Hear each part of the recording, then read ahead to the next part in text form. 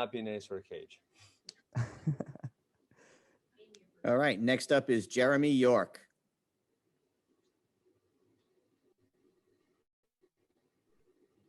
Well, obviously, Ben, probably didn't quite go the way you wanted it to, obviously. But No. like you said, this wasn't going to impact the legacy of Ben Askren. You've done so many great things up until this point, so many more great things to come up. Well, the obvious question, what is next? Is it coaching? Is it, you just said maybe not in a fight capacity. Is it coaching now? Yeah, I'm just going to continue with my life as it was, podcasting and coaching, and that's kind of what I told you guys all I was going to do. I mean, it is unfortunate. I really did think I could do better. It's, yeah, that was not fun. Well, either way, thanks for coming out. Hopefully you enjoyed our city, and we look forward to seeing you down the road.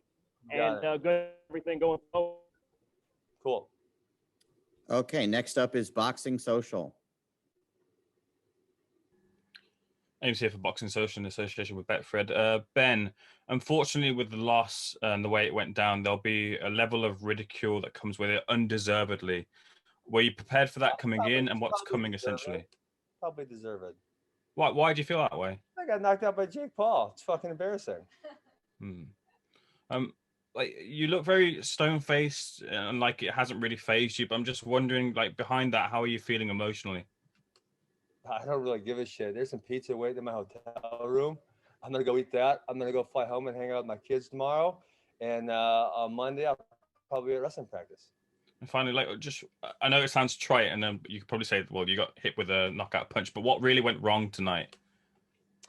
You know what? I heard my coach, Mike, he was saying I was definitely overreacting to his feints, and that was probably, that was the beginning of the end. I probably shouldn't have reacted that hard to the feints. And, if that ref would have let me grapple a little longer, maybe that would have helped out a little bit, but hey, there's no excuses, right? I got in a fucking boxing match, and it didn't go so well.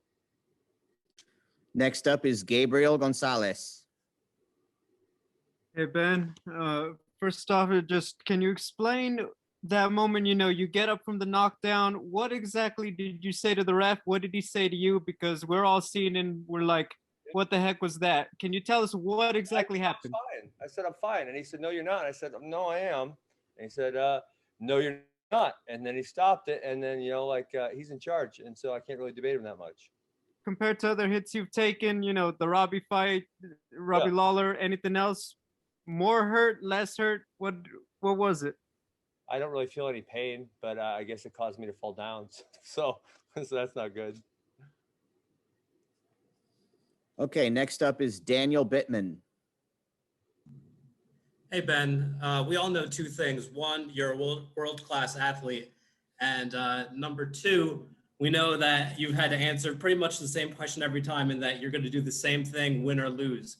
Do you think that calm nature had anything to do with the loss tonight, not bringing enough adrenaline into it?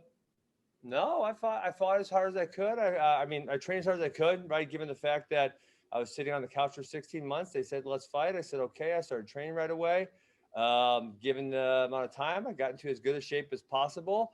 And I took it seriously. I was very disciplined in my training. So I don't really, I have no excuses, right? And like I said, I was very comfortable going in there. I don't know. I just got hit with a hard punch, I guess. Absolutely. Thank you, Ben, for a great career. Yep. Appreciate it. Next up is Hans Themistode.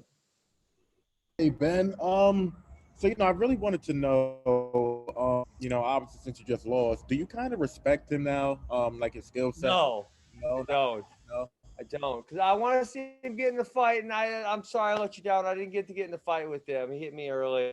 As I said, that's when you respect someone is when you see what they're made of. And, I was hoping that you guys would get to see that tonight, and then I let a lot of people down because they didn't get to see that.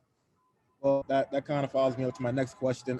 Do you feel like you let the MMA community down? Because, it was a boxing ring, and I guess technically you could say that he's not. I didn't let the MMA community down. I let the world down. People fucking hate Jake Paul, and they wanted to see me make him miserable, and I didn't do that. So I didn't let the MMA community. I let the world down. And if I could just ask you this. If there's one perch from MMA kind of around his weight class, who was that guy that you would kind of nominate Tyron Woodley? I would love Tyron to whoop him up. Tyron wants to fight Askren De La Hoya, but I would love for Tyron to fight Jake Paul. I mean, he's a significantly better boxer than I am. So, yeah, that would be my guy. Gotcha. Thank you, man. Really appreciate it. Got it. And next is Paul Gant, Go For It Radio. Ben, how are you, sir? Good. So, what do you see in terms of Jake Paul and his future in boxing? Do you think there is a I don't future? give a shit about Jake Paul. Next question. Have a nice night. You got it. Ben, thank you. Yep. Have a good day. Peace.